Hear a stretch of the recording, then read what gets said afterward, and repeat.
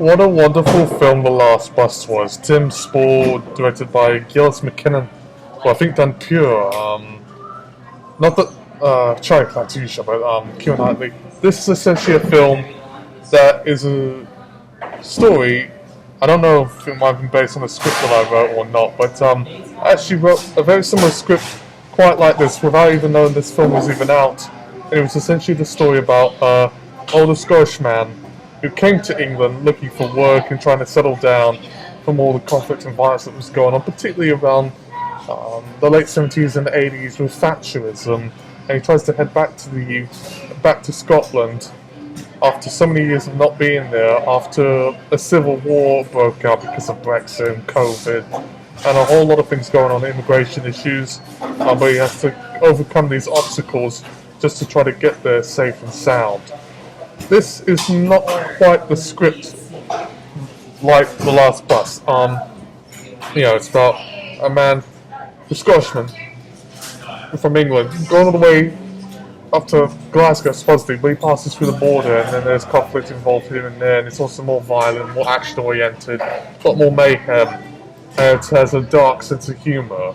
It's called Morally Bankrupt. The Last Bus, on the other hand, while there is no sort of tangible relation, there are similarities here and there, but this movie is more along the lines of a film like Up, which is a great movie by Pixar, than it is Morally Bankrupt. You know what Up is about, but The Last Bus is essentially a Cornish fella who goes like a pirate, like him, two boom figures, like him, Kearney.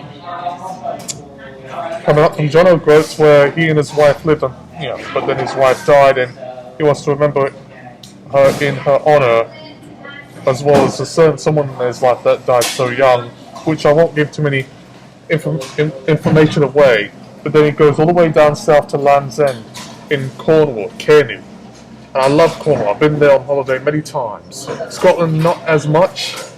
And it's essentially his journey as he meets all these people and remembers his past and the obstacles that he faces with racist passengers and angry and aggressive bus drivers and creepy and sexed out weirdos that he meets, and a family that loves musicals. So it's a very interesting mix of ideas and philosophies here, and then I think it's just absolutely beautiful the way it's filmed, of the British countryside, and this all witty dialogue here and there, and his emotional journey and his loneliness. That is something I can relate to as a loner myself.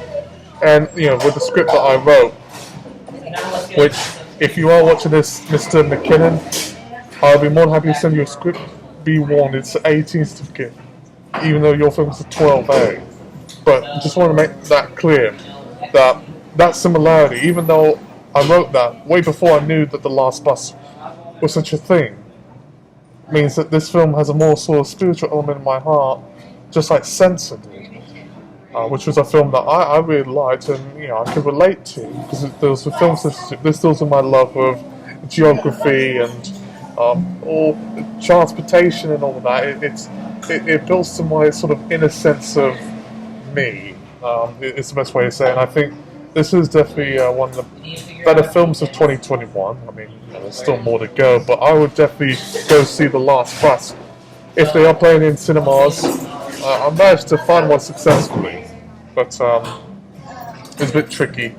Or wait till VOD when it comes out around the 10th of November, or the 3rd of November, so to speak, by Parkland Entertainment. So keep your ear out, because this is definitely a wonderful film that I know a lot of critics were sort of harsh on, because they said, it's schmaltzy, it's sentimental, but I connected with it. I didn't thought it was bad. I would definitely show my grandmother a film like this. She would love it. She'd say, "Oh, we're looking for the countryside there now. Oh, they show Kent." But it's not set in there. It's supposed to be set in the west part of the UK. Oh, I don't know. I'll be back into my garden and tend to my turtles. That's my grandma I'm talking about. It's a family trip in case anyone asks. So yes, that's all I have to say, and till then, peace, and Skinny Media sign off. Till next time, feel free to subscribe for more great content